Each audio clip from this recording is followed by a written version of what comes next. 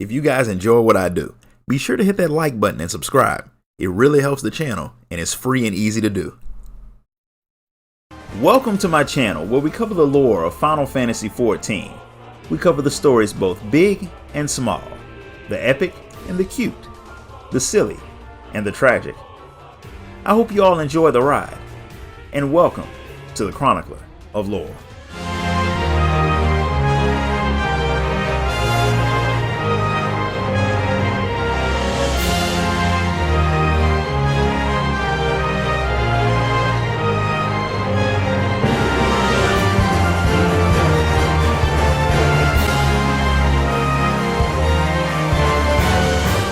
While the Warrior of Light is making her way through Limsa Lominsa, a member of the Yellow Jackets who just so happens to be looking for an adventurer calls out to her. There have been some reports of a con man who's been claiming to be a Blue Mage going around and selling soul crystals to adventurers for a nice chunk of money. They're supposed to give the wielder a lot of powers, but apparently it's a load of BS according to a lot of very unsatisfied customers. Magic's not really this particular Yellow Jacket's area of expertise, so she wants you to come with her and see if these crystals are actually legit.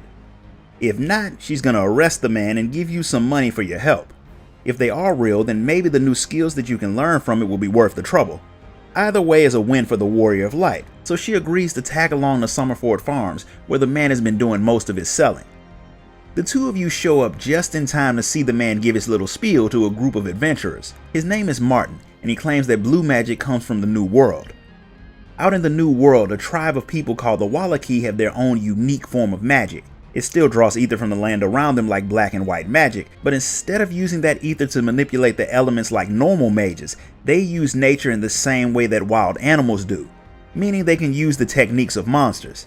The magic is extremely powerful, but learning it can get you killed, since blue mages have to fight said monsters and let them use the techniques so they can learn the skills. Meaning to master the art of blue magic, you have to take a serious beating. Martin got pretty good at it, and now he's ready to bring that art to Eorzea.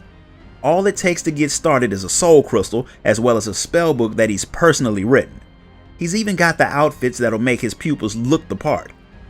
Even though he put on a good show, an axe-wielding woman's not convinced. She thinks he's trying to scam people, and since no one's likely to survive fighting monsters while wearing the silly Blue Mage costumes, no one will even live long enough to prove that Martin's a con man. Her words seem to be swaying the people, but a pair of Mamojah come charging in to attack. That gives Martin the perfect opportunity to show off his techniques to drive the beasts away, and that drives the adventurers right into his hands. Seeing him in action against real opponents, they all sign up to be Blue Mages. The Yellow Jacket thinks the timing of the attack was a little suspicious, so she decides to follow him to see what he does next. The two of you follow the man to the Morabi docks, where one of the guards say that he's seen Martin wandering around in the area a lot over the last few days, and he's been begging for food, which is a little weird since his Blue Mage scam does seem to be making a decent amount of money. That's just one more thing that he needs to be questioned about when you find him, so the two of you head to the Salt Strand where he was last seen. Turns out Martin and the two Mamojah who had attacked were working together, which is enough for the Yellow Jacket to charge all three of them with fraud. But Martin insists that he's not lying about the soul crystals or blue magic, even though his sales technique is a little shady.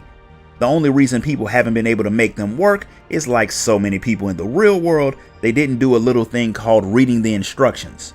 And while he did cut a few corners on the outfits, they are made to help maximize the potential of a blue mage. The Yellow Jacket still needs proof that the crystals work, so she asks the Warrior of Light to test them out, something she's not exactly eager to do, but Martin offers to let her borrow one of the outfits for free, so she reluctantly agrees. He has his Mamojah attempting to lure out a small kraken so you can fight it and learn the water cannon spell, just to prove that the soul crystal actually works, but the kraken that shows up is anything but small. Considering the fact that it has to shoot you with this water cannons for you to learn the technique, that makes things a little bad. Fortunately, you don't die, and you actually manage to learn the spell. The one little detail that Martin left out when he was convincing people to learn the job is that while you can become extremely powerful eventually, you start off horribly weak, which makes learning spells extremely risky and potentially fatal. While this art will likely lead to a lot of people's deaths, he's not lying, and as more proof, he'll let you keep the gear so you can be a living example of the fact that blue mages are legit. After you hit one of the Mamoja in the face with a water cannon to prove that you actually did learn the spell, the Yellow Jacket admits that Martin's not a fraud. But since he does seem to be trying to get people killed by not explaining stuff properly, she bans him from selling anything Blue Mage related or she will arrest him. The loss of his revenue stream puts a dampener on his spirits, but a woman who had been following you all seems to think this Blue Mage thing could draw a crowd. Her name is Royce, and she runs a place called the Celestium in Ul'dah. It's an arena similar to the Colosseum, but instead of fighting people, the fighters are put against monsters. The fights are stopped before people die, usually, since her crowd tends to enjoy the fight more than watching people get murdered. The fighters wear costumes and put on a show like the WWF, but instead of shirtless men and voluptuous women duking it out in flashy ways, people are set to fight things like behemoths. Royce does well with the place, but she wants to make it known worldwide, and she thinks having blue magic being used there would do the trick. She wants Martin to be the headliner of a brand new event called the Masked Carnival, where he faces down beasts with his magic. Martin takes his blue magic seriously, and he didn't train as hard as he did just to work as a circus act, but when she tells him how much money he can make, his morals go right out the window. The thing is, Royce doesn't just want Martin, she wants you too. As new as the Warrior of Light is to blue magic, she'd end up being eaten by an overly aggressive ladybug, a fact that Martin points out, but Royce thinks you'll be fine if Martin trains you. He's not exactly interested in doing that until Royce offers to pay him for that too. Money's clearly the most important thing to the man, so he agrees, and you all head back to Ul'dah so he can get his costume. Royce has Martin dress up like a blue pimp complete with a cane, and since his name is pretty boring, she renames him the Great Azuro, which comes complete with a backstory, a pretty simple one. He's a nobleman who decided to show off his blue magic for the Celestium. The story needs a little work, and before things are all over, she'll probably have one for you too. Ul'dah has a strict law that keeps all beast tribes out, but there was no mention of the Mamoja, so they can stay in the city. Since all of that's taken care of, Royce leaves you to your training. Most of your learning will come from the creatures you fight, but to give your training a bit of direction, Martin's going to have you hunt for specific spells in between whatever other training he has for you to do. By the time the Warrior of Light comes back from learning how to drink blood like a bat, Martin's already had a few matches in the Celestium, and he has a lot of fans. Once he gets rid of them, he actually has a bit of training for you that he'll explain once you're out in the Spineless Basin. It's nothing major. There are some hornets that the locals say are pretty dangerous, and he wants you to deal with them. After you take care of the giant murder hornet, you meet back up with Martin just in time to see that this little exercise wasn't random at all. Someone had paid him to deal with the thing, and he'd pawned the work off to you disguised as training. Technically, you needed to practice your spells, so Martin doesn't see anything wrong with him making a bit of money off of you. But since you caught him in the act, he'll split the money with you. After handing over your cut, which is a little smaller than you expected, and sending you off to learn another spell, he takes you back to the basin to kill a few moles for some money. At least he told you about it up front this time. After making short work of the critters, you head back to Martin, who's been found by some men who he made the mistake of borrowing money from. He paid them back, but he forgot about this little thing called interest. Since he doesn't have the cash on him, they take his clothes, which Royce won't be happy about before leaving. Walking back to the city in his underwear doesn't seem to faze the man one bit, but Royce telling him that he has to pay for the outfit that he lost does. And his day gets even worse when a large Roganin named Washtrock that Martin seems to know very well shows up. He'd heard about the Blue Mage at the Masked Carnival, and he knew that it had to be Martin. He claims they were friends, but Martin isn't exactly being nice, so the man leaves. The two of them had been in the Arcanist Guild together, where they had studied magic from outside of Eorzea. They had gone to the New World together and learned blue magic from the Wallachie, but when they got back, the guild said that learning the blue magic wasn't practical and cut their funding. Martin didn't think it was a waste of time or money, so he paid for another trip to the Wallachie on his own, which is how he ended up in so much debt. Washtrock had decided to abandon the research since there was no money in it, despite the fact that he's possibly even better at blue magic than Martin.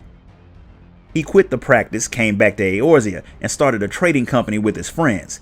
Now he's filthy rich and Martin's a little salty about it, but that's not the Warrior of Light's problem. She's there for training, so Martin sends her off to learn another spell. You complete the task faster than Martin had expected, so he tells you to come back for your training later while he goes to handle some business of his own. While he's away, Royce comes by, and after checking on your progress, she lets you know why she really showed up. While Martin had promised her that he'd paid off the debt collectors who had stolen his costume, it turns out he's been borrowing money from a different group of hoodlums. Royce can't have him damaging the reputation of her organization, so she needs to find out what Martin's gotten himself involved in.